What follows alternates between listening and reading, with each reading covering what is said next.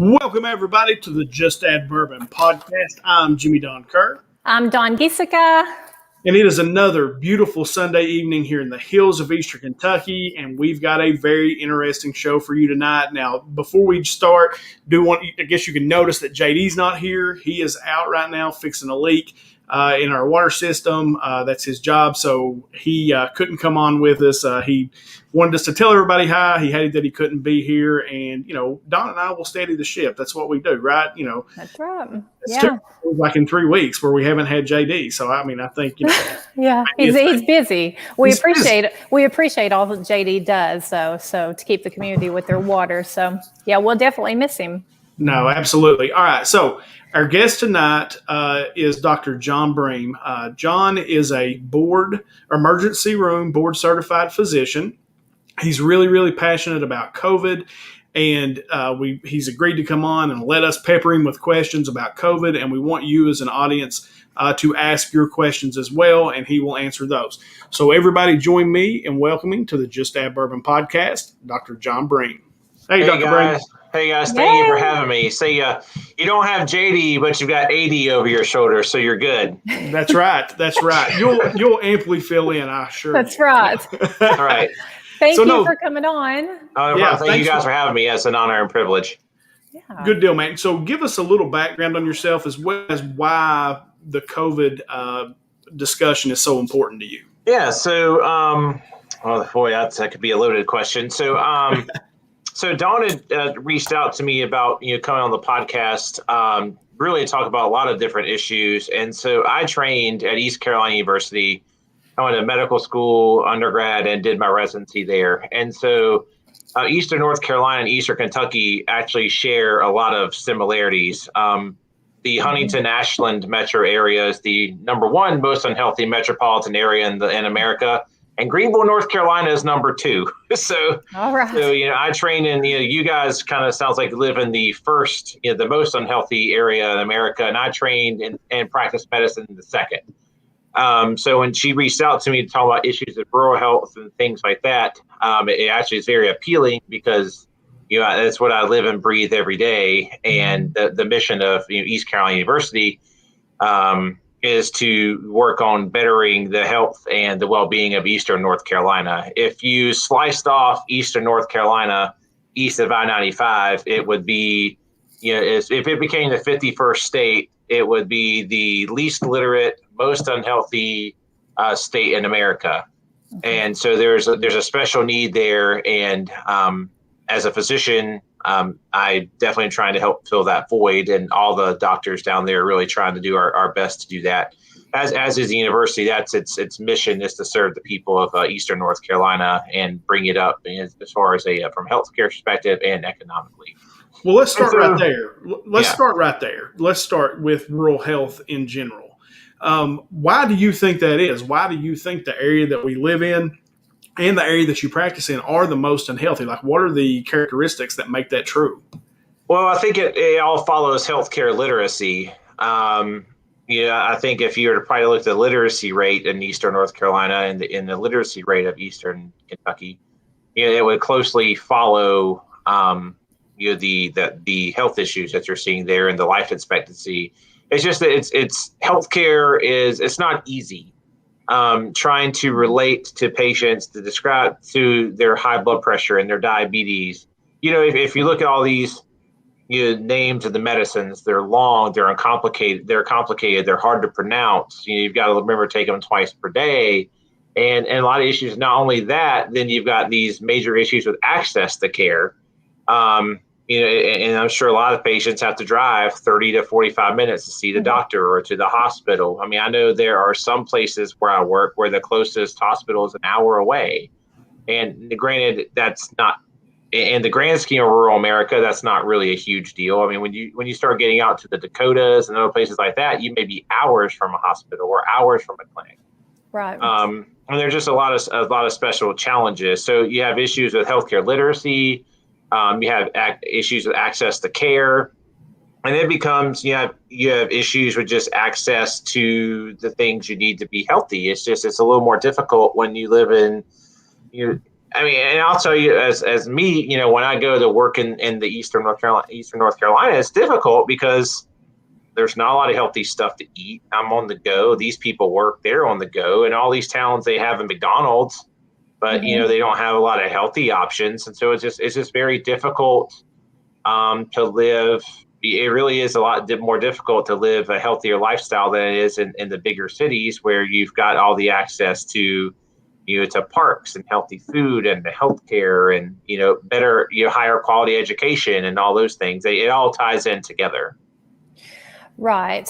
We would love to know how we could stop that kind of bleed. You know what I mean? We want to be able to get people to realize that rural people still need all of this kind of help. Mm-hmm. Do you have any suggestions on how we could stop everybody leaving the area? And because we have plenty of smart people that are off in Lexington and Louisville, Georgia. Right. They're everywhere. They leave us. Me too. Right. I went and got educated. We come back. And we're trying to build back up what we need to do in order to increase our health back here. So what would your suggestions be? Well, you have to incentivize people to come back. And so, you have to stop the talent drain. I grew up in small town, North Carolina. I grew up in a little town called Hamlet, North Carolina. It's about halfway between Charlotte and Wilmington. And so, I didn't go back home. I thought about going back home, but you have to, like, for example, one of my best friends, she also she's a family physician, and she got incentivized to come back home by the organization that she worked for, paid off her loans.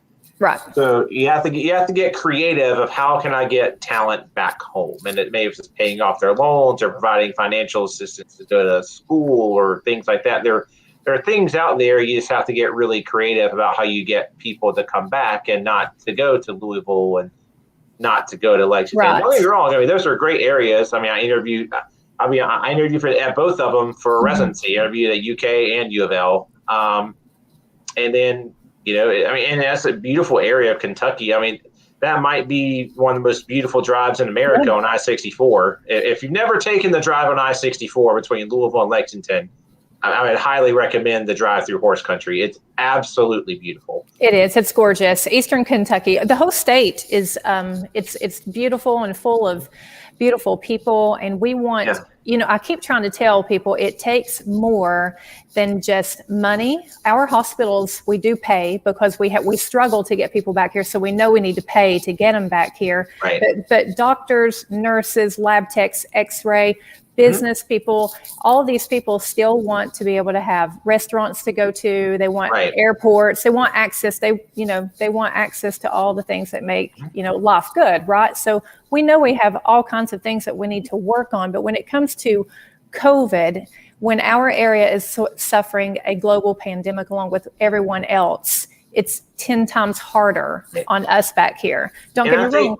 We don't have the population, but we have a lot of unhealthy habits. Could you talk about a little bit of that, what you see in your area? Yeah, so I'll make more point. And I think that's where, the medical school, strictly speaking in medical speak, that, Joan Edwards, at Marshall becomes very important to the area. Mm-hmm. I think of it a lot like, the Brody School of Medicine, the ECU. And I have friends that went to medical school at Marshall. One of my friends, good friends who lives down in Florence, practices medicine now, she went to medical school there. I have several friends that went to medical school at WVU. But you've got to figure out how to keep those people there. And there are people who are interested. Obviously, they live there, they grew up there, they're going to school there. And Marshall's a state school, so they're not accepting lots of out-of-state residents. And I think that's part of it. Is if you look at North Carolina, there's a couple of med schools. There's ECU, there's UNC Chapel Hill, there's Wake Forest, and there's Duke. Mm-hmm. And those are the four. And then there's another med school at Campbell. Now, so there's 5 medical schools in North Carolina. Well, only UNC and ECU are public. And so what they did was they just said, you know what, guys, like people who grow up here, who live in North Carolina are more likely to stay in North Carolina. So they don't accept any out-of-state students. Right. So, I think you look at things like that. Of course, that's tough because Marshall's basically on the border. Right. Whereas UNC and ECU are squarely not on the border of, any state.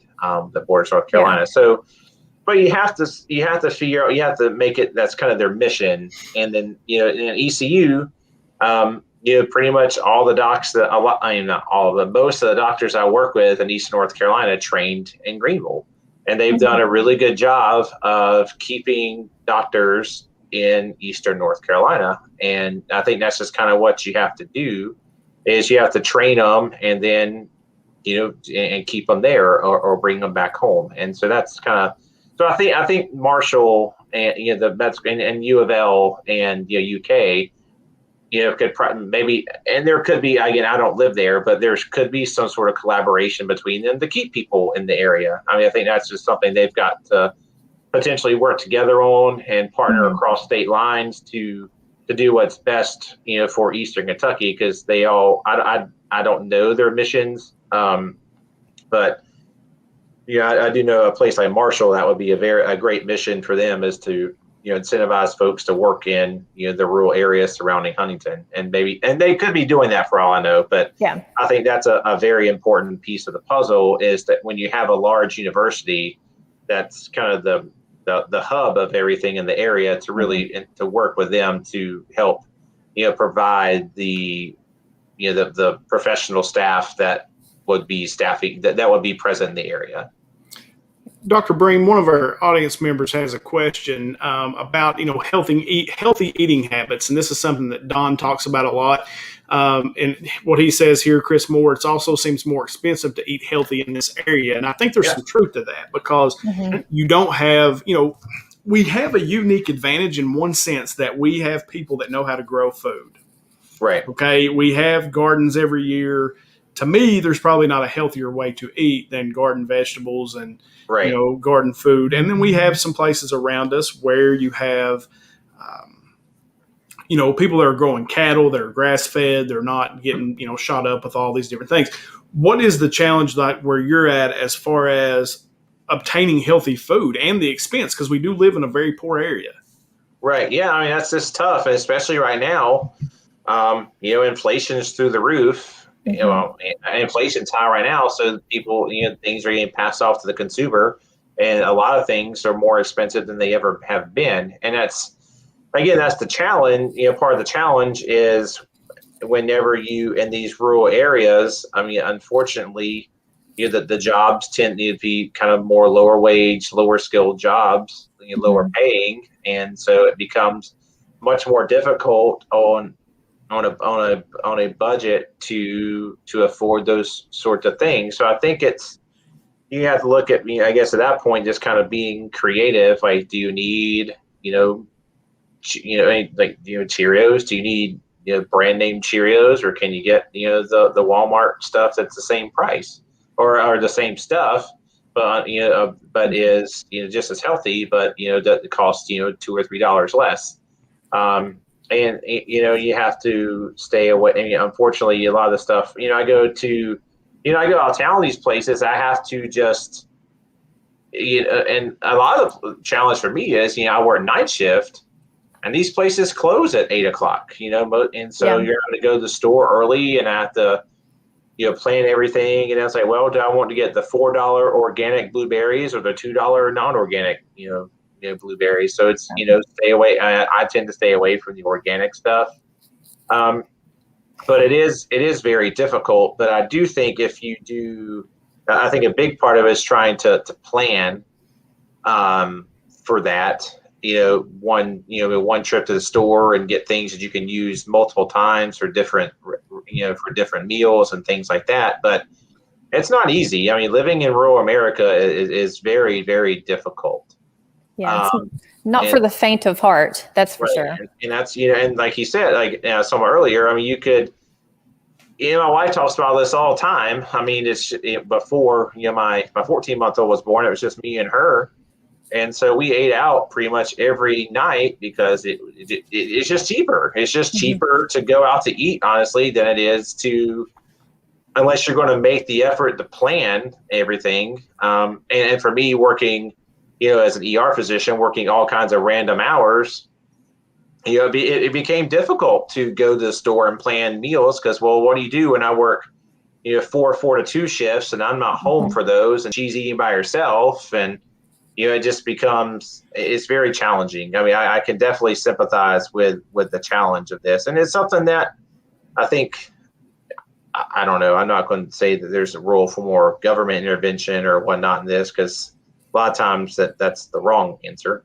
But there's got to be some sort of incentive to help. And so one thing, so I'll give you an example of a program I think really does work well. So Blue Cross Blue Shield North Carolina is who I have my insurance through. My wife has her insurance through.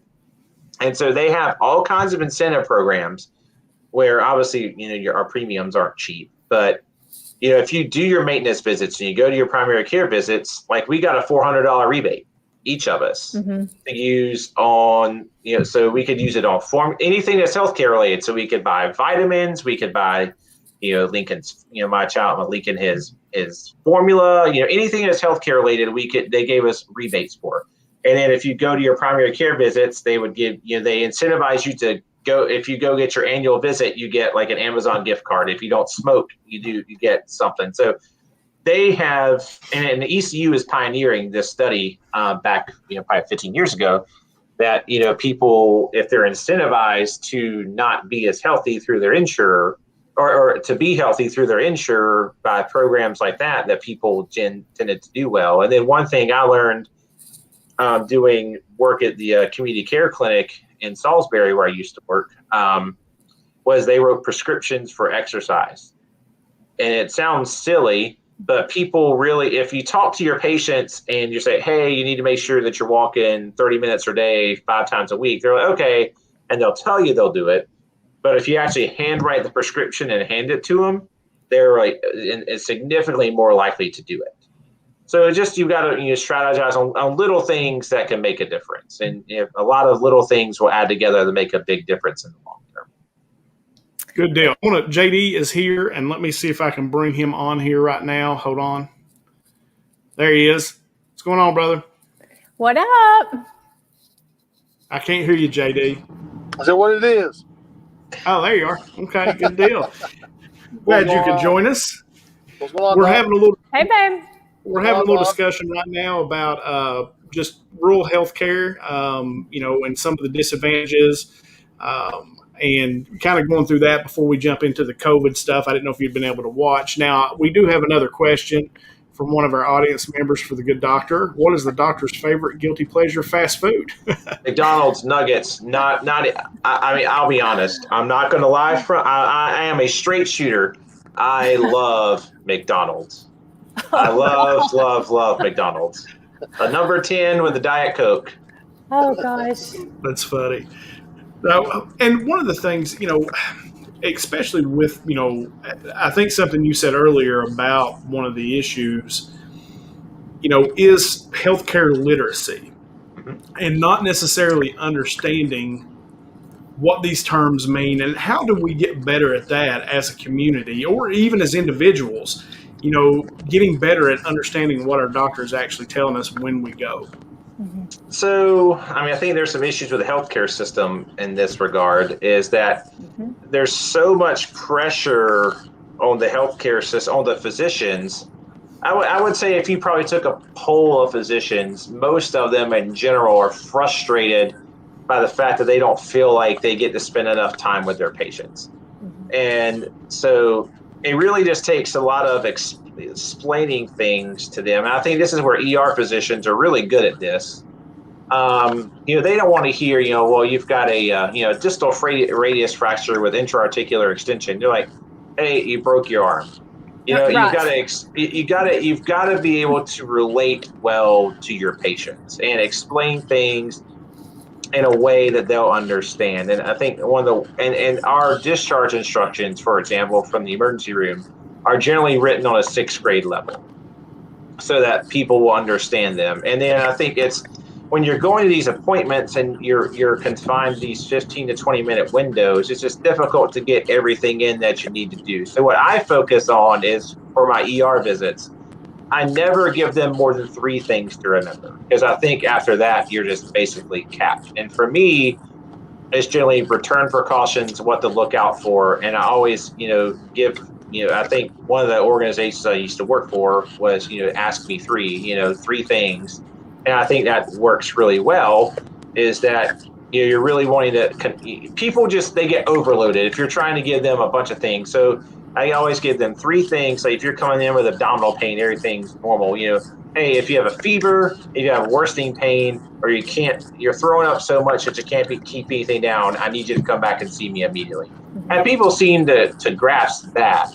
But when you start trying to overload them, well, on your high blood pressure, I really need you to eat a low salt diet. I need you to exercise 30 minutes, 3 times a day. I need you cutting down your alcohol. I need you cutting down your smoking.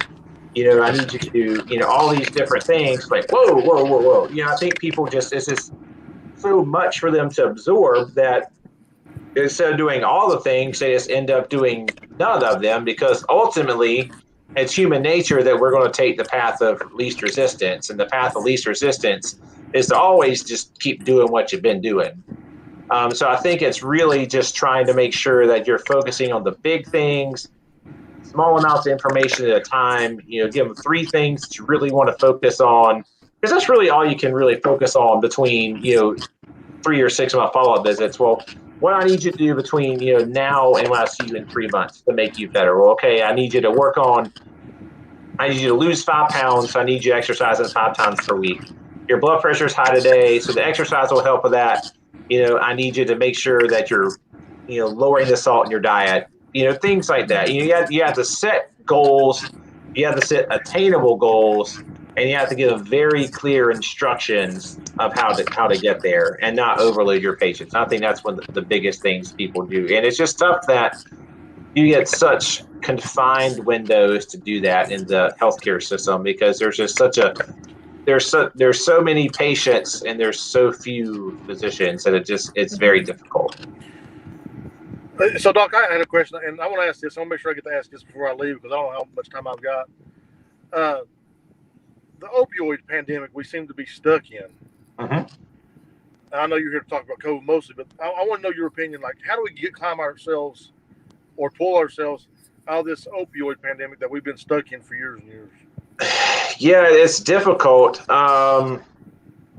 It really is one of those things where it's going to take a village. Because the unfortunate reality is I can't not prescribe pain medicine, because people come in with broken bones, and they come in with kidney stones, and they come in with things that legitimately are painful conditions, which is what opioids are meant for. Opioids are meant for acute pain only. And so, and cancer and things like that. They're for things that post-operative surgeries, things that really hurt. So we have to get away. And part of it is kind of relates to COVID, is that we've got to follow the literature. And there's absolutely no literature out there that suggests that opioids are helpful for chronic pain. Yet we have patients who are on 10 milligram oxycodones for their chronic back pain that they've been on for 10 years, and they come in like, my back's hurting. I don't understand why. I'm like, because that 10 milligram oxycodone you're taking isn't treating your acute pain anymore. It's just basically preventing you from going into withdrawal.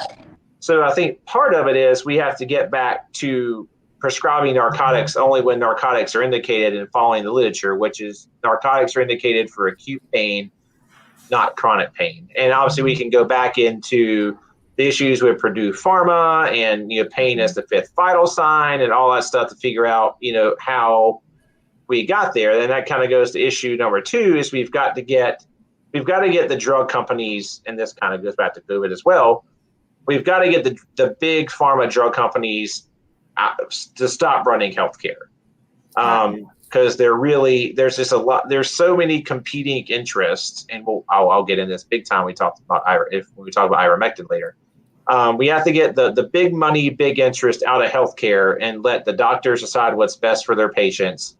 And because honestly, we probably wouldn't have an opioid pandemic if we didn't have, the FDA that royally botched, the Purdue Pharma issues and, these mass marketing campaigns from big pharma. The United States, and I can't remember the other country is, I think it might be UK. There are only 2 countries in the world where you're allowed to do these commercials about talk to your doctor about Tresiba or talk to your doctor about what, They don't do that in other places. And I'm not sure that and the ethics behind that are really questionable because and it doesn't, I can say it doesn't benefit me. I don't learn more about these drugs from the commercials, but it does create a lot of pressure, not necessarily on the emergency physicians, but on the primary care physicians. Sure. So, I mean, you've got issues with, drug companies and marketing, but the biggest thing is we've got to, one, you got to get, and then three, you've got to get them away. I mean, you've got to have a way to get these prescriptions, disposed of when there's extras. And you've got to, unfortunately, part of it is you've got to have enforcement to get the people off the streets who are peddling this stuff. And then I think one of the biggest things is you got to have adequate treatment. Unfortunately, no matter what we do, people are going to use drugs, and that's just the unfortunate reality. Well, and I guess to get the bigger point, kind of in these rural areas where this is a big problem, you've got to give people an alternative to using drugs.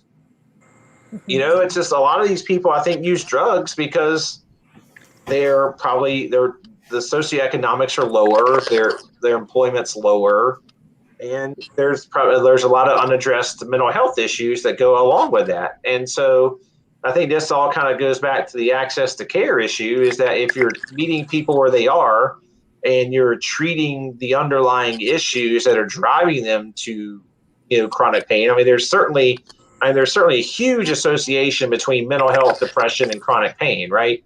Sure. It's pain is a lot of time a somatic manifestation of something else that's going on, and it's you treat the symptom, not the problem, and so there's got to be better treatment of that. And then for these patients who unfortunately get addicted to these substances, then we've got to have better treatment programs that are following the evidence-based medicine and not necessarily the things that we're doing right now. Because if you look at like alcoholism, for example, or 12-step programs, the best way to do this, comparatively in Europe, where they're using Narcan to treat alcoholism with much better effects than we are. And I think ultimately we've got to rethink what we're doing in the American health system from the top down, because what we're doing is not working. America spends more money on healthcare than any other country in the world, and it's not even close. And our outcomes are in the 50s, I think our total outcomes are in the 20s, but our life expectancy is in the 50s. So there's got to be a realization and a political will, quite frankly, to accept the fact that what we're doing is not working and stop just doing the same things over and over and over. It's gonna take an overhaul. Really, the healthcare system is in bad need of an overhaul. And I can't do that. We can't do that. It's going to take our elected leaders really are going to have to take the bull by the horns and make some changes and make some uncomfortable decisions, because the status quo just doesn't work for me. It doesn't work for you guys. It doesn't work for patients. Like it just doesn't work. And we've got to really do more to solve those problems. But it's the issue with the opioid epidemic. It's difficult. It's a multifaceted approach that's got to be deployed, and it's going to be a very tough row to hoe there. Don't you, Dr. Bream, don't you think that the medical community, though, could do more with the obesity epidemic that we have?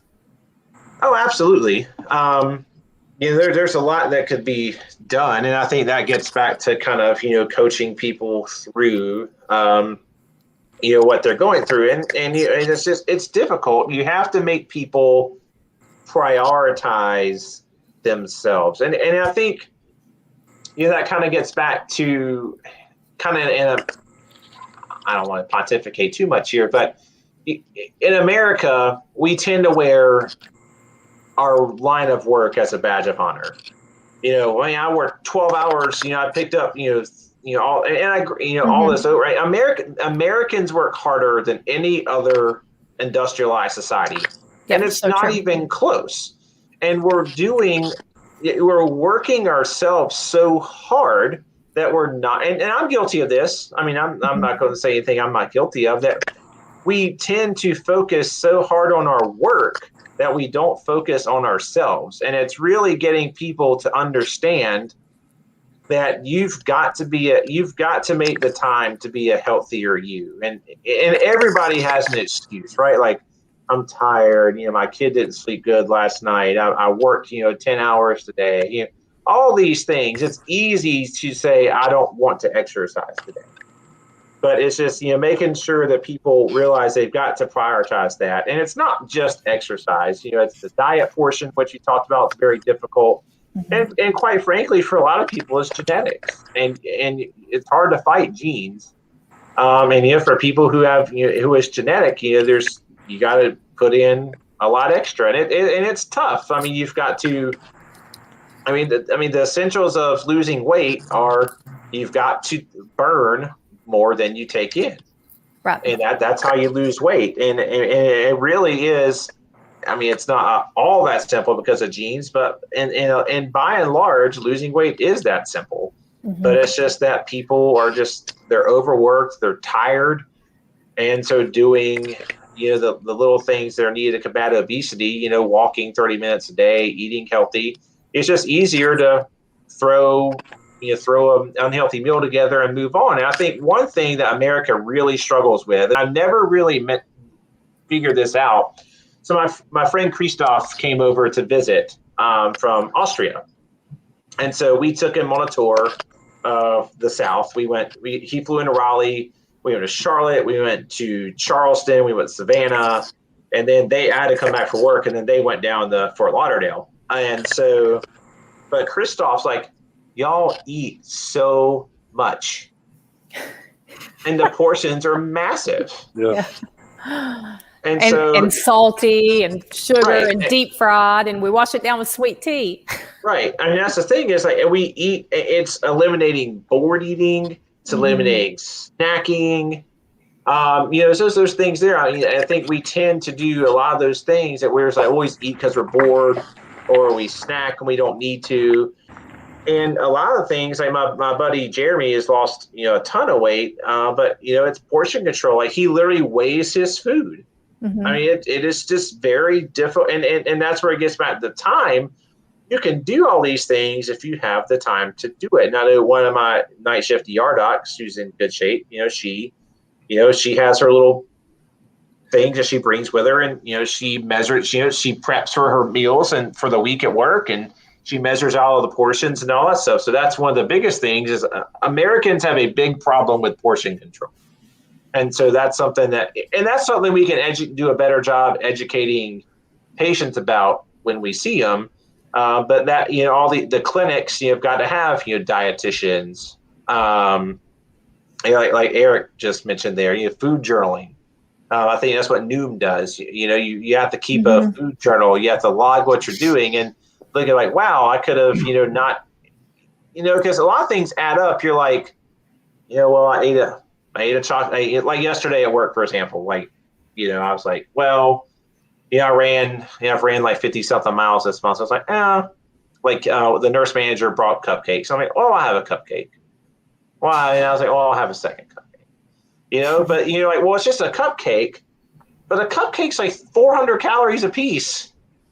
And if you think about that, and this is why I think exercise is really important, because and when I run, I use an app called Map My Run, and it keeps up with your calories. And so I would have to run 5 miles to burn off 2 cupcakes. And so that's where I think people have to really think about this, is the amount of work it takes to burn off an unhealthy snack is just is brutal. And so I think people got to be very mindful of that. And that's kind of where I'm at. Like, well, I'm going to have to run extra for this. But, it's just you have to you have to cheat every so often, right? You can't just not eat a cupcake or just not eat, something miserably unhealthy every now and again, because life is meant to be lived, and people will be miserable if they don't. But you also, that can't be an everyday thing either. People have got to realize that. But it's just, I think there's a very huge sense of people don't understand the concept of calories and sugars, the amount of calories versus sugars versus fats versus, proteins, and how they can limit their calories by eating differently, but also just realizing how just by eating a little bit unhealthy, those little cheat things, how quickly they add up. Right. All right, so I want to move this conversation on over to the COVID discussion. I know a lot of people are watching that really, here this week, Dr. Bream, they've moved school back 2 weeks because of the supposed uptick, I guess, with the Delta variant. They haven't suspended or postponed any, sports or anything like that, but they are going to push school back, a couple of weeks. So I guess where I want to start, though, is the CDC's latest, I guess, telling us we're going to have to wear masks even if you're vaccinated. And what we've heard for so long is get vaccinated, you don't have to wear the mask. Right. Can you talk a little bit about the CDC's inconsistency in what they've been saying? Yeah. I think it's very easy to be critical of the CDC, and I have been, I'll be pretty honest with you. Particularly, the messaging from Dr. Walensky has been confusing and inconsistent, to say the least. And that's just kind of where they had to realize, I think what tends to happen, and this is, again, just me giving my personal opinion, is that you have these people who are in these policy positions. And they can't relate to me. They can't relate to you. They can't relate to the people of Eastern Kentucky. They don't relate to anybody because they're so insulated in what I call their ivory tower up there that they don't understand how normal people think. And everybody was caught off guard by that decision to stop the mask mandate. Because what I don't think they understood was that whenever they said the masks were off, that was it. They were not going back on. Right. And so I think my guess would be is that they figured that either one or two things, that we weren't going to have another sort of pandemic type strain that came through, which I think the evidence for that is pretty weak because Delta was already circulating through India at that point. Right. Or two, they thought that they could snap their fingers and reinstitute a mask mandate and people would just put their mask back on. And I think they miscalculated badly because I don't think our leaders in DC really understand how normal people think, because they're not normal people. They're in general, they're millionaires or billionaires, and they live in DC half the year. And they don't, the common things just don't really apply to them. And you can see that by, we make the rules, but we don't follow them. And how many times that we have stories written about the politicians who are gathering with others. They are busted not wearing their masks, following the guidance, all that kind of stuff. It's, I'm going to make the rules, but I'm not going to follow them. And so it's just very difficult to have confidence when in our leadership when you see those kinds of things going on. So it was very confusing. And so now we're in this position of, well, what do we do now based on this new CDC data that shows that the study they cited showed that basically that in a highly vaccinated population, that if you're not universally masking, you're going to spawn new variants. And so it just gave more fuel to the fire for people who don't believe they should get vaccinated, which kind of goes back to the whole messaging strategy. And then back to what I was talking about, getting rid of big pharma out of the policy of all this stuff, is you had Pfizer and Moderna, who were in Johnson & Johnson, all the vaccine companies that were coming out, and the big what were the headlines? Johnson & Johnson, or I should say Johnson, but Pfizer and Moderna are 94 and 95% effective against contracting COVID-19. And that was the message, right? What got tuned out is that they're 100%, almost near 100% effective in preventing death and hospitalization. So that became the narrative. And so people believed, rightly so at that time, that if I get vaccinated, I'm not going to get sick, because that's what I've been told over and over and over and over by, the companies and the media and all that stuff. Right. And then all of a sudden, they're not updating the guidance. And now we've got some real world data out of Israel that shows that Pfizer is only 39% effective against symptomatic COVID-19, although still remains highly effective against death and hospitalization. Now we've got to, in addition to the confusing guidance around masks, well, now we've got confusion around the vaccine, because now you've got people who think, well, the vaccine doesn't work because they told me over and over that I can't get COVID if I'm vaccinated. And we've got these, hundreds of thousands of breakthrough infections. Like my best friend called me today and she told me, hey, I was at a church camp this week and I wore my mask and everything, but I'm positive for COVID, and so is my husband. They've been double vaccinated since February, March, or probably earlier, because they were both in the healthcare field. And so and that gives fuel to the fire. Like, well, why am I getting vaccinated if I'm going to get sick? Well, so now we've got to pivot to change the messaging from I'm not going to get sick to I'm not going to die. And I think people are just frustrated because the message continually changes. Because, I think, honestly, if you tell people that you get vaccinated so you don't die, that's not nearly as an effective strategy as telling, hey, if you get vaccinated, you're not going to get sick. And so now, we've really almost now got to completely rework our COVID message in general. And I don't know how successful that's going to be. And so now the strategy, it seems, that has been taken is, well, we know we've got a messaging problem, so now we're going to just mandate everybody get the vaccine and shame people into getting the vaccine. And again, this is where I think the people who are making these decisions sit in their ivory tower and don't understand what's going on. That's not going to work. If you tell people that they have to do something, and you also mandate. Sorry, I can't remember where it's going. Basically, the thing, or you try to shame them into doing it, you're going to harden their resolve to not do it, and that's just completely. I just don't think we're on the right train here. We need to emphasize that the vaccines are very effective in their end goal, which is to not make you one of the 613,000 people in America who are dead from COVID. You could wipe Louisville, Kentucky off the map from people who are dead from COVID. Like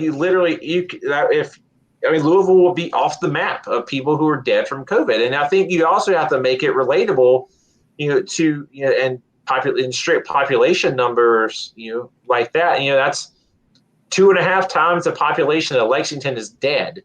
The entire population essentially of Jefferson County is dead, from COVID-19. And so there's got to be more effective messaging. So I was very frustrated.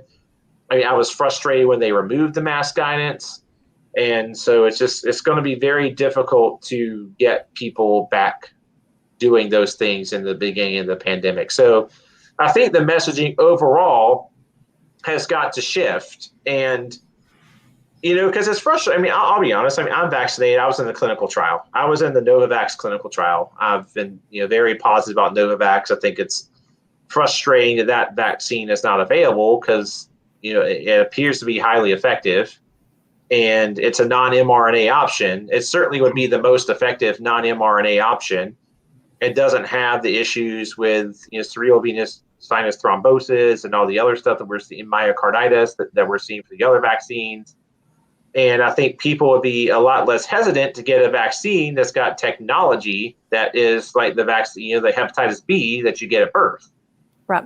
So I think you can make an aggressive marketing campaign around, hey, this is a different type of vaccine. It's the same kind of vaccine you get in your baby. We give these types of vaccines to babies. We can give it to you. And I think that would be very helpful to have, more alternatives on the market. But, there's a lot we got to do, but we've really got to change the messaging here, because ultimately, this is an endemic virus at this point. It's not going away. Mm-hmm. And I think I think where our leaders are probably failing is that they're trying to tell you we can beat this virus. And that's untrue. Right. I don't know that you can. I mean, I think this virus is here with us. It's here to stay. And hopefully as it continues to mutate, into something that's a lot less virulent. Even, Delta is not nearly as deadly as, the original Wuhan type strain of the virus. It's a lot more transmissible, but it's not as deadly. Mm-hmm. So we've got a lot of work to do, but I think we've really got to focus on how can we live with this virus, because we cannot shut down the world for every outbreak. Like we just can't do it. And so we have to figure out things that work. And so if you're going to go back to masking, for example, when I posted some of this on my page yesterday at Bream Medical LLC, it's not just enough to say you need to go back to wearing masks. Masks work. If you go back as far as, the Spanish flu and all stuff, masks work. But, that's a complete, a different animal with flu versus COVID and the transmission dynamics. But for Delta, it's so transmissible. I was listening to Dr. Gottlieb, and, sometimes I agree with Dr. Gottlieb says, and sometimes I don't, the former FDA chair. But he was just saying that, this is so transmissible that a cloth mask isn't going to work. And so he was talking about, should they mandate masks in schools? And his thesis was, well, it's kind of useless to mandate masks in schools because most of the kids are wearing these cloth masks, and cloth masks are ineffective against COVID. So what's the point? And I guess to his point there, we have to stop doing things that to don't make work. People feel good. Yeah. Right? We have to just be honest with, and I think that's what we just have to be honest with people and tell them the truth. People don't want spin. They want to hear the truth from people they know and from people they trust. Mostly their doctor. And I agree with what you're saying there. Right. Here's my issue, though, when it comes to the mask. I am not an anti-masker per se. Right. I put my mask on if I need to, but otherwise I'm not putting the mask on. And because you have emails from Fauci, and when this first came out, he said, look, wearing a mask is stupid, don't wear a mask. You've got emails now that show that he said masks don't work. Hell, it says it right on the package. Right. This will not stop the transmission of COVID. So talk a little bit about that, and then I've got some questions here from the audience that I want to pose to you. So kind of masks. So the big things is, masks work, but you've got to wear the right mask, right? We need people who are, and that's the challenge again when you start talking about money again. I mean, I have my stash of masks that I get from the store where they're $36 for 50. That's 70 cents a mask. And so when you get into, that adds up. And then, so you, in addition to wearing the mask, you need to wear it properly, covering your nose and covering your mouth. Because if you're not covering your nose and your mouth, it's really, you might as well just not be wearing one. And then you've got to change them out. So the studies have shown that they did a study. I thought it was a great study. I think it's the Journal of Infection Control. They had OR workers, operating room workers. They held a Petri dish basically a foot away from their mouth, and they phonated ah, and then they put a mask on, and they did the same thing at 30-minute intervals. And they found that by the time you had been in your mask for 2.5 hours, you had just as much growth on the Petri dish with your mask on at 2.5 hours as you did not wearing one. So we also have to be very cognizant of the fact that we need to be changing our masks. I've said every 90 minutes or so, every 90 minutes to 120 minutes. So then if you're talking about through a work day, you're like, well, okay, I'm burning through 4 masks a day. That's, $3 a day to wear a mask. It's just kind of like you and that's where it goes back to cloth mask better than no mask. And it's again, the whole messaging is very confusing. And so I think that's where you could, look at leaders to be more like, hey, like, can we not get the government to mass produce these masks and get them to the school system so that we can put the right masks on our kids and not overburden the parents to have to, pay for all these? Well, let me ask you this question, though, when it comes to the kids, though, is unless I'm wrong and what I've read is incorrect, that the younger people in the schools themselves are the lowest as far as death rate. They are going to survive it. They're also the ones who don't spread it. So why would we make them wear masks in school if there's really no chance of them actually really getting really, really sick and dying, or if they're not the ones who even spread it? Right. Yeah. And that you can, and that's where it's just there's always, and that's where it's tough with COVID, that you can make, you can make that argument. And then I guess, and I'm not going to say I don't agree with your argument, but, the other side is, well, if it's going to keep, I think the stats are, I think between 0 and 4, I think there's 125 deaths or so. And there's, cases of, multi-system inflammatory, MISC. If we can do anything to prevent just one death, then we should do it. And then you get into this ethical debate of, should we do everything humanly possible to prevent just one single death? And so you get some really interesting ethics debates about, the risk, the benefit, the risks of all this stuff. And people would say, well, wearing a mask is generally harmless, and that's true. So it really gets really deep, and I'm not an ethicist, but that's kind of the things you run into. The other side would say, well, if your kid's that 1 in 125, then I guess you probably feel very differently about that. And so it's tough. But by and large, you are correct that kids do transmit, but probably not nearly as they transmit efficiently. But they also don't get sick. This is... Now, did that change, though, now that we have the Delta variant? No, kids are still a lot less likely to get sick, very sick with this. Everybody is generally a lot less likely to get sick with Delta. It's so much more transmissible, but it is less deadly. Now, there are more younger people, being admitted to the hospital and things just because, they're not as likely to be vaccinated, and so they're by and large are the people who are getting really sick with this. Right. Back to the vaccines. In general, the mortality rate is lower.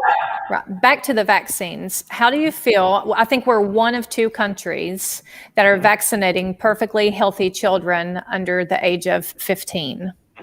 So what are your thoughts on that? If you had a healthy 12, 13-year-old get ready to go back to school, would you choose to vaccinate with the Pfizer because that's all we have right now for that age? That's a difficult, and I think all of these get into a risk-benefit analysis with your family. So let's say if my wife was kind of chronically ill, I think it's a no-brainer. I think if you live in a house where you live with somebody who's on immunocompromised, is very generally has a lot of healthcare conditions, they're on an immunocompromising medicine. I think the answer to that question is yes, without a doubt. When you get into the debate of, well, I'm healthy, my wife is healthy, my kid, do I want to vaccinate my kid? I get this question a lot, and I tell people, well, I can't really tell you what to do with your kid. I tell them, well, first things you need to do is have a discussion with your child.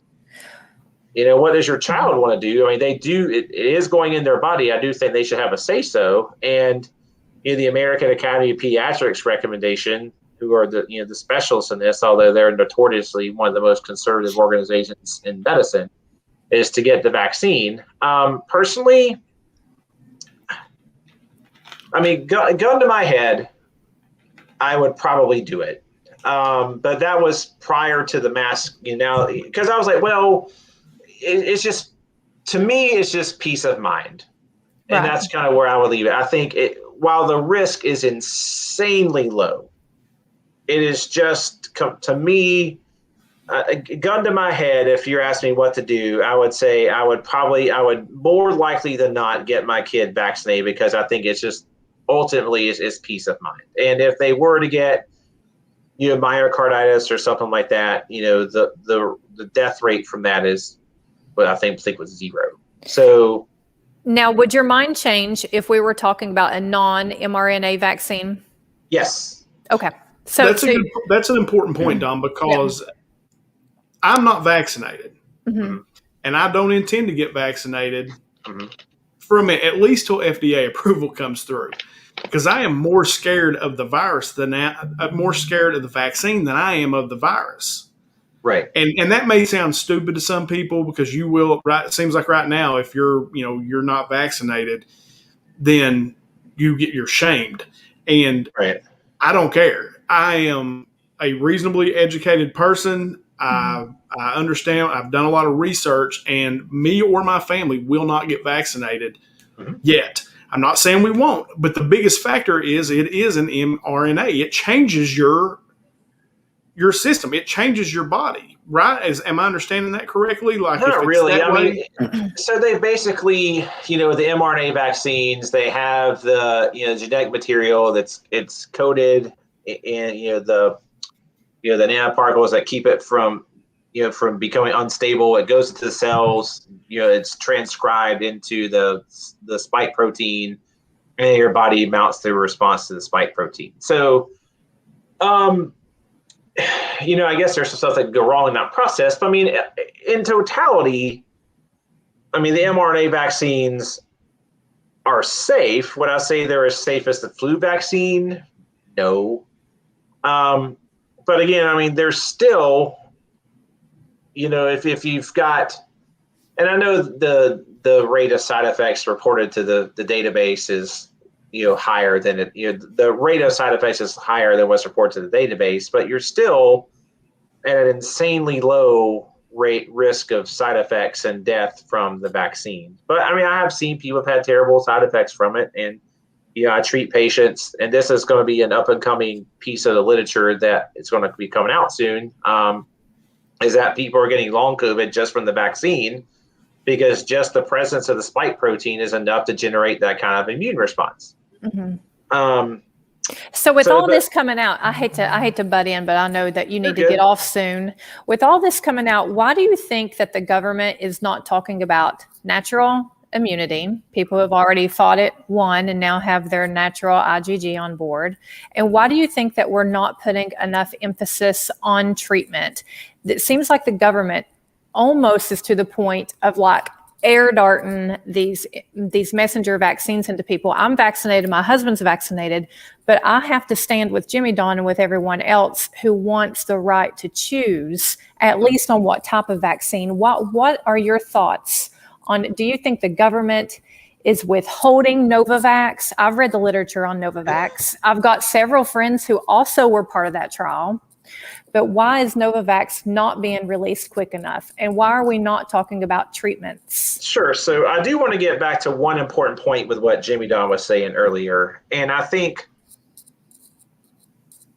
part of the failing here is that the media in general stereotypes people who haven't been vaccinated as a bunch of, snaggle-toothed ignoramuses from down south who just think that this vaccine is poison, that it has magnets in it and all that stuff. And that is so unhelpful and not true, because I don't think, I just met Jimmy Don, but I don't think Jimmy Don believes that.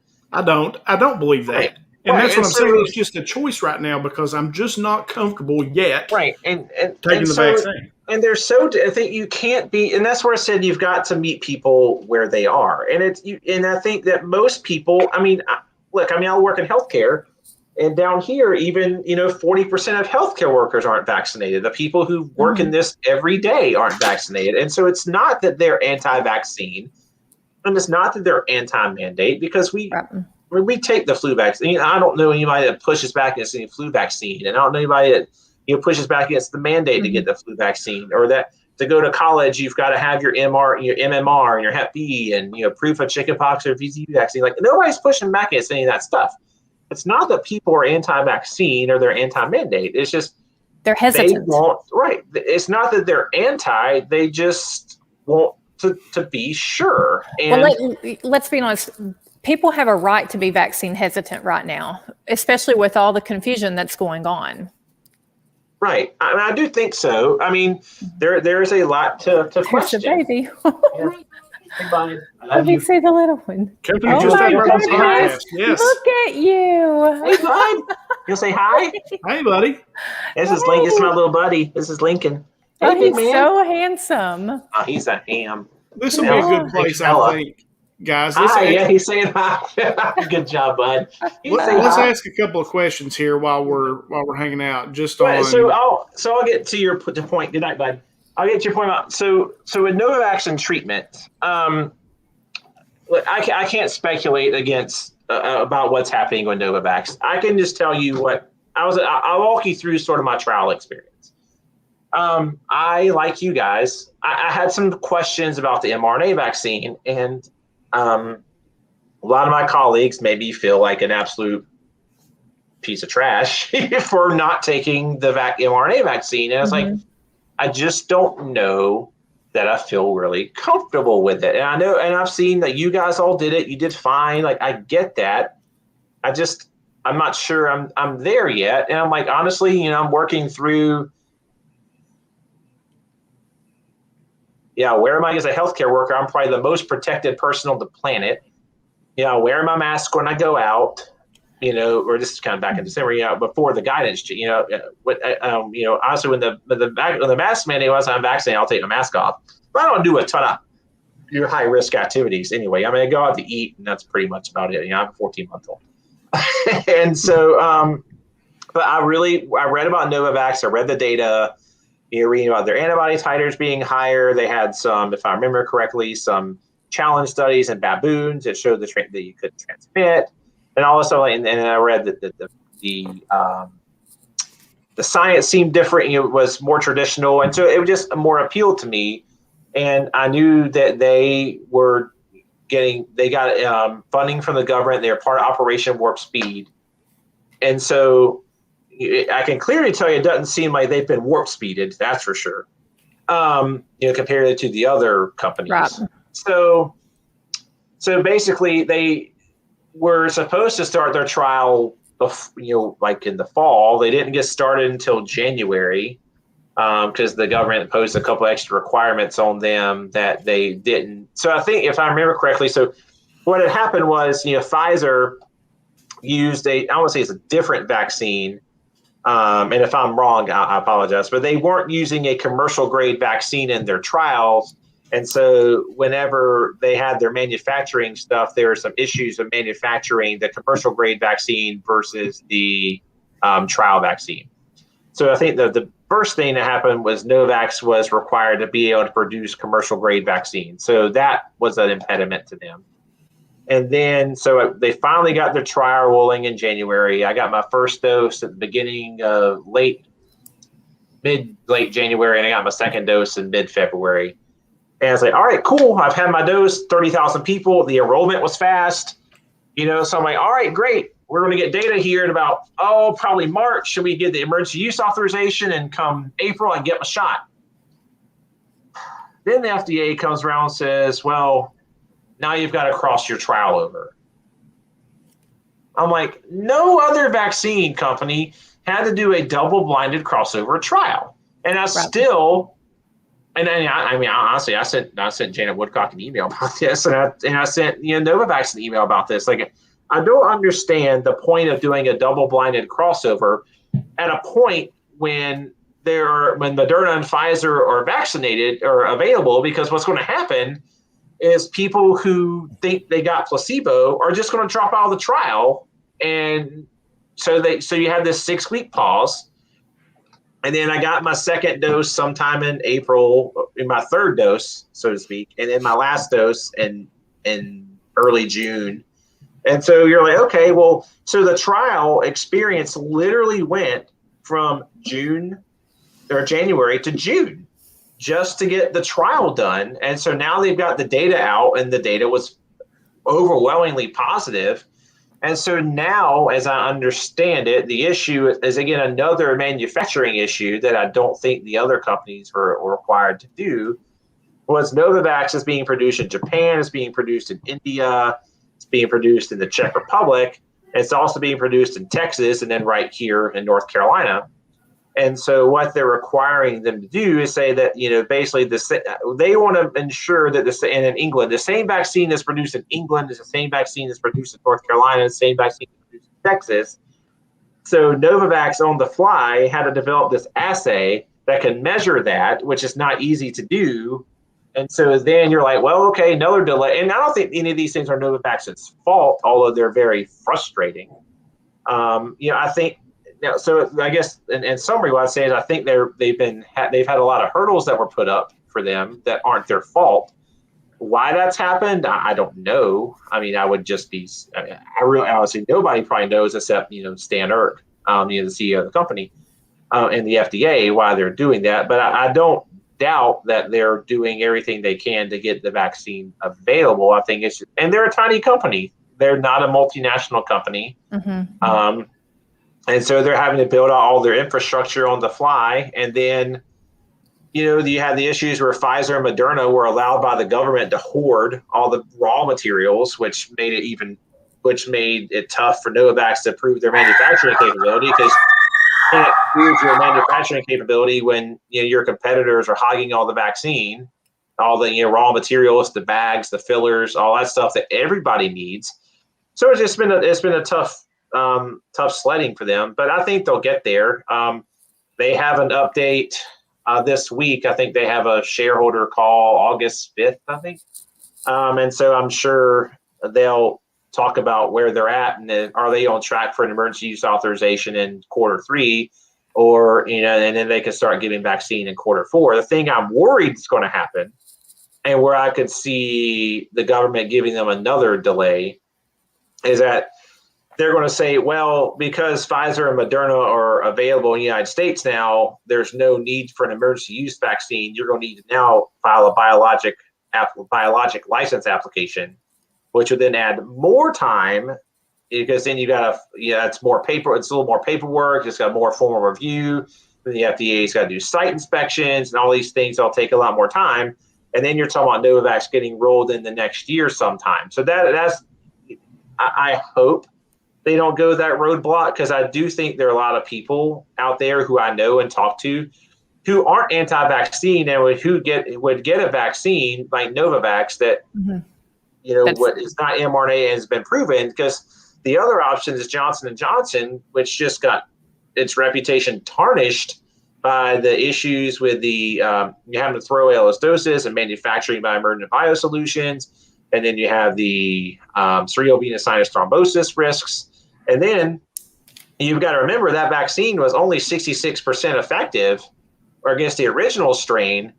And I mean, it's not going to be as effective against the other strains. So what is AstraZeneca was down in the 10% land, and it's the same type of vaccine as AstraZeneca. So is it really even going to be effective against, Delta variant at all? So you've got a lot of issues with Johnson & Johnson. And so you've got to make sure these companies are giving you real-time data. I mean, they're lagging so far behind. And thankfully, Israel was giving us real-time data for Pfizer.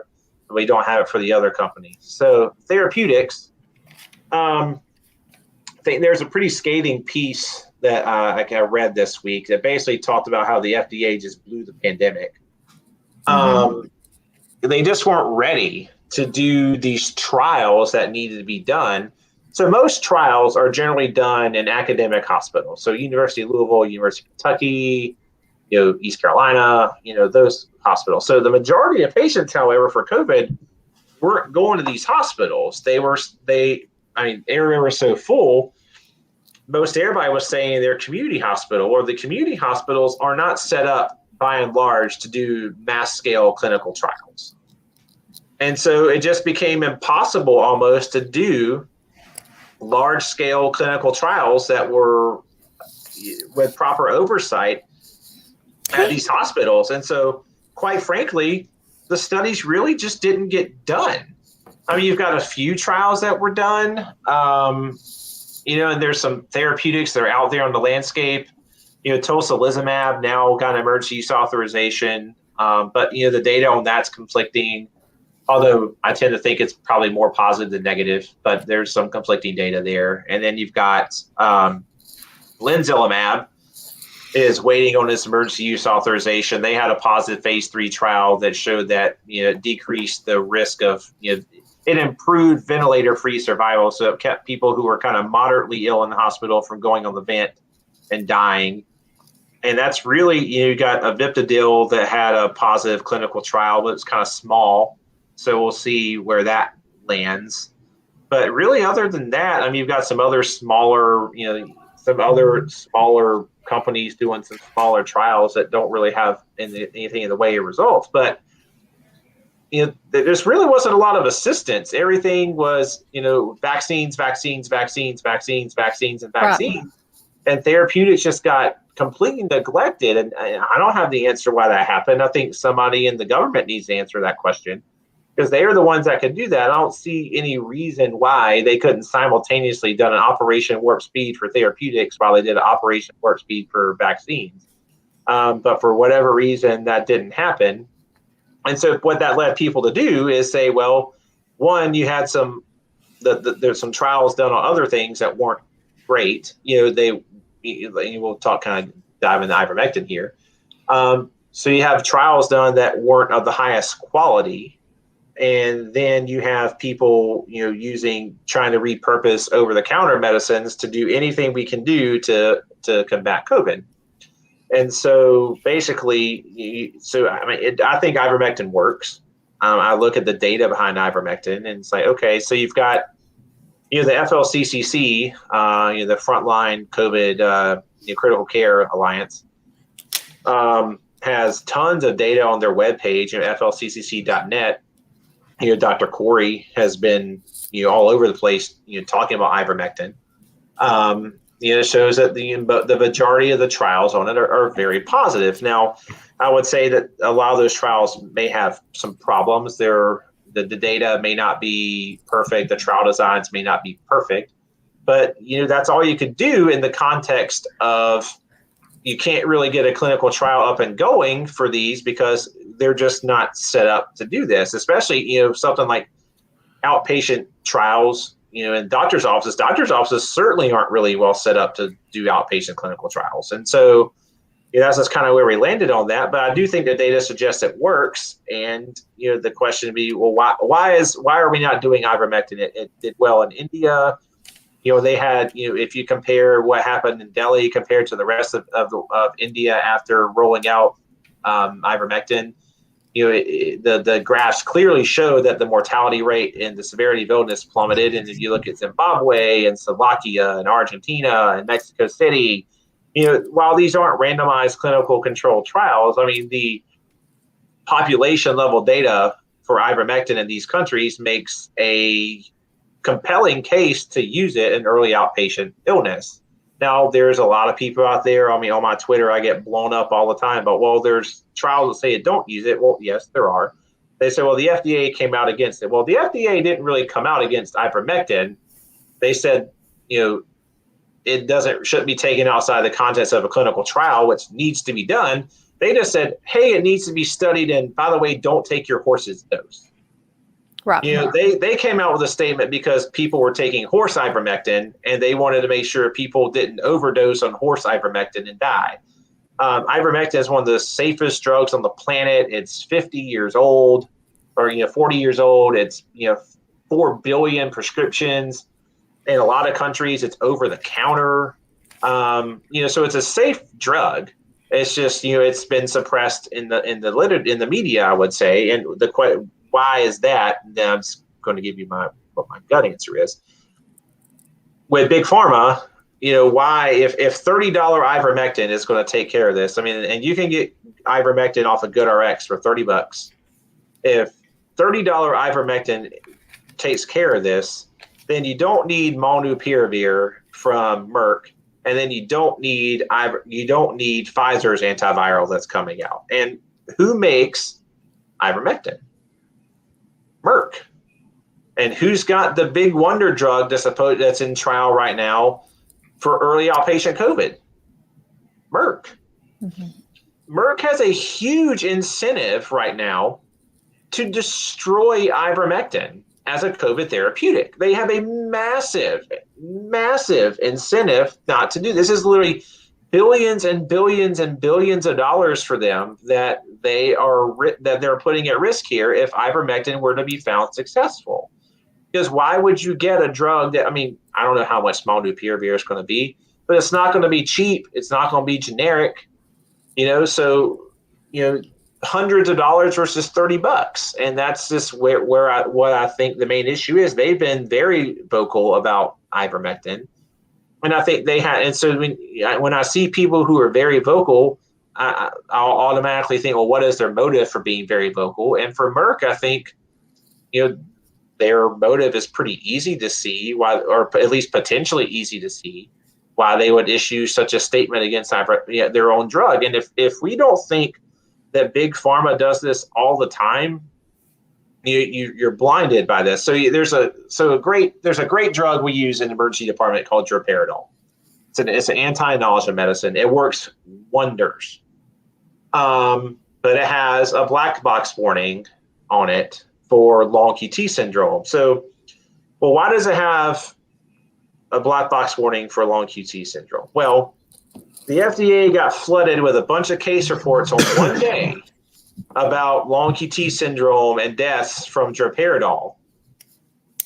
And they decided to issue the black box warning, which basically killed 90% of the prescriptions or the usage of droperidol. Well, why would that happen?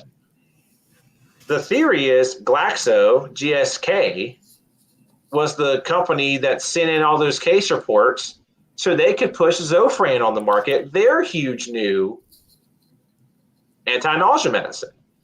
So these companies are ruthless. No, nobody will be able to prove that's exactly what happened, but you can read you can Google all this, or you can look at the curious case of droperidol, and a lot of people think that GSK killed it so they could get Zofran on the market. So I just tell that story, just say these companies are ruthless because they're ultimately are trying to make money for their shareholders, and they'll do anything they need to do, including destroy one of their own products. Right. Yeah. I'm going to fireball you a few questions real quick for some of our viewers. Sure. Mask. Do you think kids need to wear a mask when they go back to school? Yes or no? Yeah, boy, oh boy. If they're wearing the right mask, let me rephrase that. Do you think kids should wear the right mask when they go back to school? Yes, I would say yes, because I think there is the potential for there's potential for small benefits, and masks pose really no risk.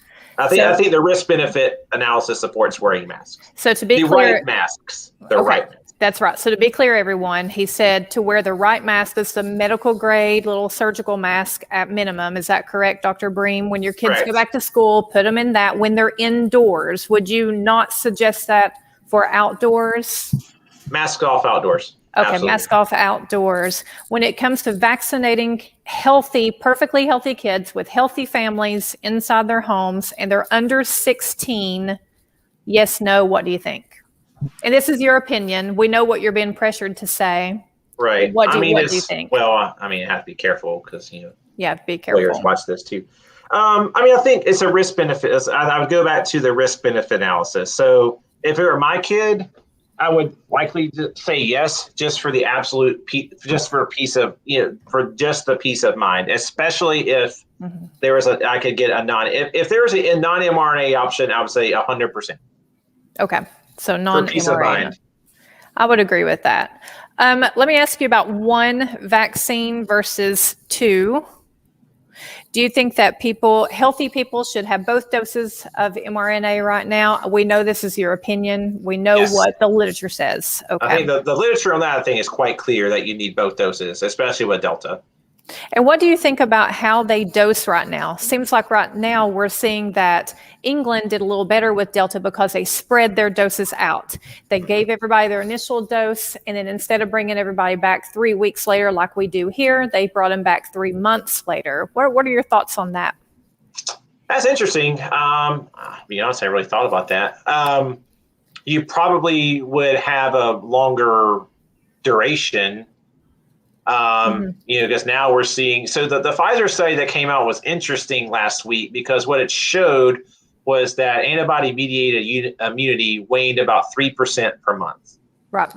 And so I guess if you're spacing out your doses, then you would basically give yourself 3 extra months at minimum of protection. So I think that makes sense. Like again, me, I'm partially protected. Right. That's not, but that's the thing. Like Pfizer's got to study it. And we need to see what the data shows. But I mean, I think that's an interesting concept. But I think Pfizer need to study that. I only accepted one vaccine because at the beginning as well, this as well, we get a lot of literature, especially being in healthcare, we get pummeled with all different types of things. And I didn't want my menstrual cycle to be messed with. So I will probably boost now that Delta's around. I'll probably boost before I go into fall or winter. Would you agree with that assessment? Yes. And, oh Lord, I had a point that I was going to make there. You talk about vaccines, second dose. I don't know. It'll come back to me. That's okay. I was talking menstrual cycles. We know it's before the menstrual cycle issue. Oh, okay. So we've covered. Anti-rejection. Chris was asking about anti-rejection. Jimmy, what was that question? What are the benefits of vaccination if you're on anti-rejection meds? That you're in the highest risk population there of death from COVID. So, I think the risk benefit there is clearly in favor of getting. I think that those are the people the vaccine was made for. Is to keep them, because if he were to get COVID, his chance of dying is much higher than the average population. So I think that's where a very clear risk benefit exists for patients who are immunocompromised. This question from Knox is: do you feel the CDC has been straight? No. Knox is over here texting. Yeah, I don't think you'll find anybody that feels like the CDC has been straightforward, with their data. I think that's one of the biggest issues. Then how about the average person with hypertension, sleep apnea, and say insulin resistance? Those are definitely all high risk conditions. I guess the question would be, I don't know Knox at all. But sleep apnea is often related to obesity, and so are insulin resistance and hypertension. I certainly think that throws you hypertension, insulin resistance or prediabetes certainly throws you into a higher risk category. So all of these conditions that we brought up to you with the anti-rejection and then with the insulin resistance, so forth and so on, would be good candidates for the third booster that they're talking about, correct? So they tell us. Now I'm not trying to be a conspiracist. I'm just saying, does Pfizer have third dose data? Does anybody have third dose data? I don't know. That's what I was going to say. Yep. With the booster thing, the literature is clear. At least the literature you have now is that if you've had COVID, you only need one booster. You just need a booster. You don't need both doses. The literature was clear. There is no benefit to the second dose. That's what I was wanting to make a point of emphasis about. And now they're going crazy on. I've got several friends who have had COVID and have had both doses. And another thing, why do you think that we have not utilized our family physicians? I think another thing with our vaccines, we could have done a lot better getting people to take the vaccination if they were able to talk to the doctor who's been treating them for 10, 20 years, and they had the vaccine in the office versus going to a health department that nobody ever really walks into unless a crisis happens. Right. So I think the issue with that is storage. Correct. The mRNA vaccines have to be kept so cold that outside of these clinics that are set up, it's almost impossible to do without wasting a ton of doses. I think that was the challenge, but I agree with you that if we and I think we're doing a better job of that now, is that if we could get these vaccines in the clinics where people are talking to their doctors and making more informed decisions in consultation with their physician, that we would do a better job of getting people vaccinated. Now, and I do think I read something, Dr. Gottlieb talked about that on his Twitter this weekend. I believe that's going to be something that we really need to look into. So let's say that your baby is 14 years old and you're getting ready to send him to school. What vitamins are you dosing him with every day? And let's assume that we've chose not to vaccinate him. So what vitamins are you giving him? I would say to your point, this right now, even if people who are, we're having breakthrough COVID infections. So I think that the vitamin advice would apply to anybody at this point, vaccinated versus unvaccinated. Perfect. Zinc, vitamin D, vitamin C, and melatonin at night. That's actually a great point, because that's one of the things that I feel like hasn't been discussed enough, as especially for someone who's not comfortable yet in being vaccinated, is how do we build up our immunization? How do we build our system up so that if we do get sick, it helps fight the virus? Right. Yeah. I mean, you have to do, it's like I posted on my page yesterday. It's really about being a healthier you, doing everything you can do to be a healthier you. And that's, not, if you're trying to get your chronic medical conditions under control, your high blood pressure, your diabetes, all those things. Weight loss. I mean, Dr. Malone talks about this all the time. Robert Malone, is that the biggest risk factor is obesity. Mm-hmm. I mean, the youngest patient I admitted in the beginning of the pandemic was 24, but the patient weighed 350 pounds. And so that's just that was the patient's biggest risk factor. It really was his only risk factor for a poor outcome was morbid obesity. Right. And so that definitely obesity lowers your immune system. So it's just really I would give your multivitamins and exercise and just being the healthy. The biggest thing you can do is be the healthiest you possible. For sure. Yeah, totally agree. And Chris had asked this question too. I wanted to get this back in. Okay. If you, I hear a few, that's Michael. Sorry, wrong one. So if you look at handrails, does that work? Oh, man. Do the meds kill the immunity the vaccine provided? No, the meds do not kill the immunity the vaccine provides. But it is important to note that while I haven't seen data on this specifically to the COVID vaccines, that the data on pediatric vaccine shows that the amount of antibodies you build up is less if you pre-medicate. So we definitely don't want people pre-medicating prior to their vaccine with Tylenol and Motrin. Yes, you're going to feel bad, but we don't want you pre-medicating. Right. I think he was referring to his anti-rejection meds. No, those anti-rejection meds will not kill his antibody-mediated immunity. Okay. All of that is good. Well, I think we've got all of the questions covered. Right, Jimmy John? Yeah, I think so. I think that took care of everybody in the chat that had asked some questions. And we're getting pretty close on time. So I just want to ask you, I guess, anything, just general advice as a doctor that you want to give to people about COVID who are skeptical. There's just a lot of misinformation out there, right, or the things keep changing. Yeah. Like I said, I'm not an anti-vaxxer. My kids have been vaccinated. They're, what they were required to have.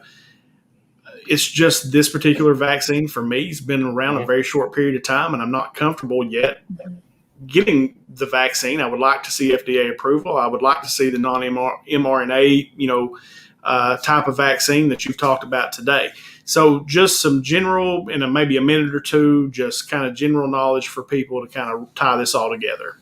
Right. So like I said, the key here is prevention, and like I said, just being the healthiest you possible. You can't change your age, but you can change your weight. You can you get your blood pressure, diabetes, all those things under control. So I think that's point number one. I'll come at is just being the healthiest you possible, so that if heaven forbid you're afflicted with COVID, that you have the best chance of doing well. 2, don't wait till you're damn near dead to go to the hospital or go see your regular doctor. That's, I think, one of the biggest mistakes I see people make is that they wait till I can't breathe. Oh, that's really challenging to go, when you're going in to, you wait till the late stage of the game to go in. So definitely make sure that you're touching base with your regular doctor or, going in to get seen, early in illness. Don't delay care. And 3, make sure you're following, like we talked about, the supplements you can take, the melatonin, the vitamin C, the vitamin D, the zinc. Quercetin's on the FLCCC protocol. It's difficult to find. It's a little more expensive. If I were to turf one of them, that would be the one. I think that's probably the one that's least important. And then the other thing I would say is, if you get afflicted with COVID, don't panic. I mean, I think that's one of the I'm glad biggest things. you said that, because I'd pass out. Right, and that's why I told people, I'm like, and I think that's where people say, I diagnosed somebody yesterday, and their first question is like, well, your COVID test is positive. Their first question, well, am I going to die? Mm-hmm. Well, I was like, well, the data says that 98% of the time you're not. 1 in 50. I mean, your chance of death, your chance of survival is 49 in 50, and your chance of death is 1 in 50. So the odds are highly in your favor that you're not going to die. But that's what I tell people is, look, don't panic. That is the biggest thing I emphasize to people. And you just, come and emphasize the things they need to look out for, and that the need for follow-up, and the need, what things I need you coming back to the hospital for. So I think that would be my last thing I would say is, while this virus should absolutely be respected, and I've seen, at this point, hundreds of people, if not more than 1,000 people with COVID-19, and I've had several of my patients die. The important thing is just, you got to make sure that you're, not panicking, because certainly if you panic and you're stressed, that lowers your immune system even more. Mm-hmm. So you've got to you have to, the data suggests, even if you get COVID-19, that, you're still 49 times more likely to live than die. And so just not to panic, and just do the things that, we ask you to do. And, I would ask that those patients certainly consider, I think the literature suggests, early treatment with ivermectin, and talking to your doctor about early treatment with ivermectin. And if they won't do it, find somebody else who will, or, be armed with the literature to take to them. Like, hey, I think this looks like it works. I think you really should. I really would appreciate it if you would write it for me, because it's certainly not going to hurt me. The data shows it's probably going to help me. That's the biggest thing I would say is just if you get afflicted with COVID, just to make sure that you don't panic. And then I think the last thing is, like, going back to prevention is, do the things that you're, be sensible. Like, if you're 75 with, a ton of health problems, like, you don't go to the bar. Right. There are things like that, especially right now with Delta, like, just wait till we get this under control a little better again. Dr. Bream, we have lots of churches back here that are hosting and having their services. Should they consider mask at this point? We know what the guidance is from the CDC, but I don't know if everybody's following that. But right. Churches, anything indoors is kind of where the medical community is leaning right now with masks. Is that correct? Any sort of mass gathering, I think. Okay. Right now should be discouraged because Delta is running wild. And definitely with a mask. All the patients that you are seeing now that are afflicted with Delta, what is their primary symptoms, and how long are they sick? Thankfully, most of the people I am seeing now are much more mildly ill than the patients I was seeing before. They're generally, just a lot of times it's difficult to distinguish between COVID-19 and a sinus infection currently. Okay. The issue is a lot of, for some people, it does turn out to be, it can turn out to be more than that. I think, the hospitalization rate for Delta is somewhere in the 7 to 10% range. And the death rate, like I said, is about 1 to 1.5. So a lot better than it was earlier. 7 to 10 is a high hospitalization rate. Wouldn't you agree? Yeah. I mean, it's definitely not low, yeah. The issue is, but thankfully, the hospital mortality rate has dropped by about 75%. So the patients who are being admitted to the hospital, they're 3 to 4 times more likely to survive than they were with the original virus strain. So as it mutates, generally they become weaker. But we've seen in the news lately that because of the vaccinated population getting all these breakthroughs, that we have a really good chance of getting a stronger variant. I mean, I think that's unlikely. That's not really how viral pressure works. It's all survival of the fittest, right? Viruses, just like humans, don't want to die. And so they have to, if they kill all their hosts, they're going to die, right? Because the virus depends on a host, whatever animal it is, to replicate and survive. And so that's where you see, like, Ebola, it basically kills people so quickly that the outbreaks for Ebola, for example, are different than COVID because these people die so fast that, the virus doesn't spread. So if you can isolate the few people with Ebola, then you can generally stop those pandemics immediately. Where COVID is a little different because, the symptoms take longer and COVID is not as lethal as something like Ebola. But, what we're seeing is each variant, and I think that's what we're seeing each variant. Alpha is more transmissible but less deadly. Delta than the original strain. And Delta is more transmissible and less deadly now than the UK variant Alpha. So that's what we're seeing. And so I think I want to pull up a graph. I don't know if you can see this through the computer or whatnot. Let me try to figure out where to get this to. So this is the graph of North Carolina COVID deaths. And you can see clearly that COVID deaths are not really going up. And that supports what I'm seeing and my colleagues are seeing in the ER too, that despite the fact that Delta started coming up, the 7-day moving average of deaths is still less than 10 per day. Yeah. So the data, I know I've seen some reports in the media that suggest that Delta is more deadly. I don't think that the data supports that. Now, is that because of the vaccines? Well, yeah, I think it's because of the vaccines. We have, by and large, protected our most vulnerable population. The vaccination rates among people who are 65 and older, are somewhere in the 80+% ballpark. And so that's why, our death rates have been a lot lower. Our nursing homes, a lot of them are mostly completely vaccinated. So the most vulnerable populations, we've done a really good job of getting protected. And so that's why, the people who are generally getting admitted are younger. And then, I did some math yesterday. Andrew Cuomo, the governor of New York, posted, he's basically, get your vaccine, the rate of breakthrough is only, 0.15%. And he's right. And if you do, or at least he's right now, I'm sure there's going to be more breakthrough infections and that number is going to go up. But if you do the math on it, if you get, even with accounting for all these breakthrough infections, and we should be worried about breakthrough. We should track breakthrough infections, but you're still 98%, protected from getting sick with COVID. So it's still now. Granted, I think that number is probably high. It's going to come down as there's more breakthrough infections. That number is going to come down, but you're still pretty well protected against getting COVID if you're vaccinated.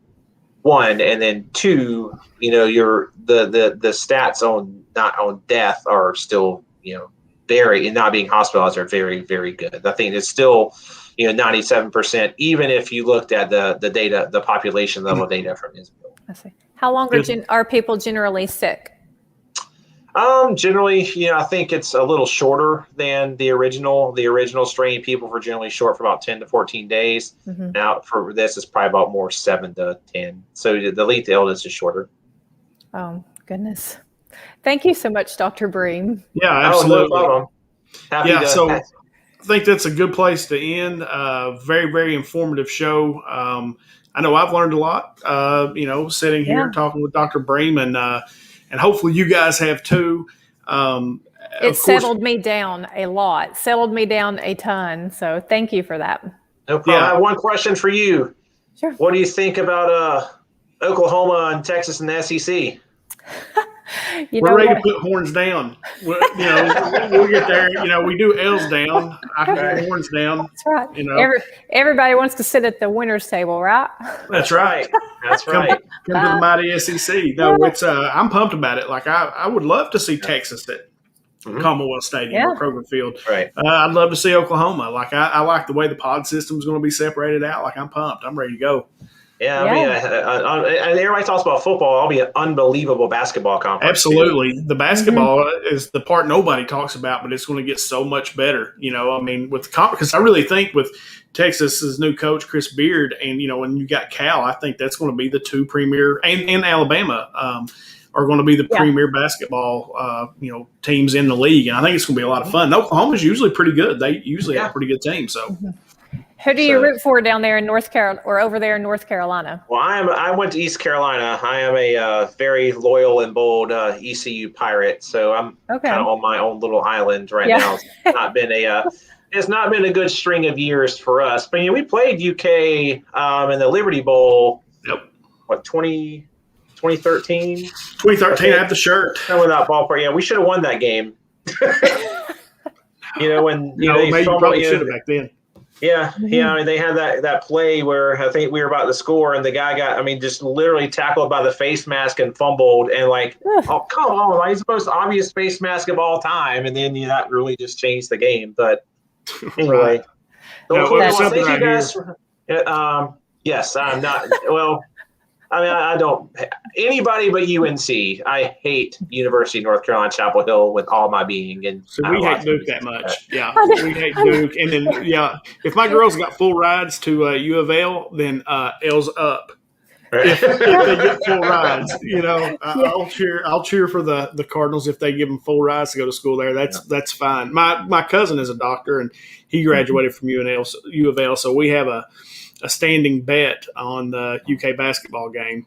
So whoever loses has to buy dinner and tickets, for next year. Yeah. So I like how all the viewers liked you because you didn't say the one team that we don't want you to say that you was a fan of. Yeah. You guys are not huge fans of Duke up there. Yeah, we're not. Yeah, East Carolina is probably all the worst, unfortunately. We talk ECU football being in the doldrums. ECU basketball has just lived in the doldrums. They have, they haven't made the tournament since '93. Yeah, we're ready for some sports. Yes, I'm ready for football. Yeah, like you want me to get vaccinated? Tell me that I have to get vaccinated to go to Kentucky football game. I know. And I hope that as time's all together, is you listen to Dr. Gottlieb and. I do think he probably has some conflicts of interest when he's talking about the vaccines because, he's on the Pfizer board. I think when he's not talking about vaccines, he's pretty credible. And he seems to think, and the modeling's all over the place, but he seems to think that we are further through Delta than we think we are. Yeah, I read that. I hope he's right. Right. So if we're peaking Delta, hopefully relatively soon, if we're, I think we're probably I hope that we're probably rounding in that peak, then hopefully, college football and college basketball seasons are good. And we just need to keep our eyes on what happens in the UK. And, and there's interesting population level data out of India. Mm-hmm. They weren't vaccinated over there when this Delta variant happened, and it kind of ran through the population there and obviously caused a lot of destruction. But I read this. They did random antibody testing of almost 30,000 people, and 70% of them roughly had antibodies. Yeah, and what do you do with that? If you have antibodies, you still suggest everybody get one vaccine? That's what the literature says. I'm not going to go against anything that Sure. But that is clearly what the literature says, and so I won't dispute that. I think that's a reasonable proposition because, as we saw, with just one dose, you kind of think of having COVID as the primer and then getting the vaccine as a booster. Sure. And we know one dose was pretty not protective against Delta. So, okay, all right then. Well, I'm being summoned. So thank you so much, Jaime. I'll come on anytime, and thank you so much. Thank you. All right, guys. You know where you can find us. You can find us. Y'all. Have a great night. On you too, man. See you later. We're on iTunes. We're on Spotify. Anywhere you can find a podcast, you can find us, or you can go over to Podbean and follow us there because that's where I'll put this interview here in about 20 minutes over there, and then it'll go out to all our social media. Don's doing a great job on the social media side on Instagram and Twitter and Facebook. And as we always end our show, from myself and from Don, no matter how bad your week's been, no matter how bad your day's going, if you just add bourbon, it always gets a little bit better. See you guys next Sunday.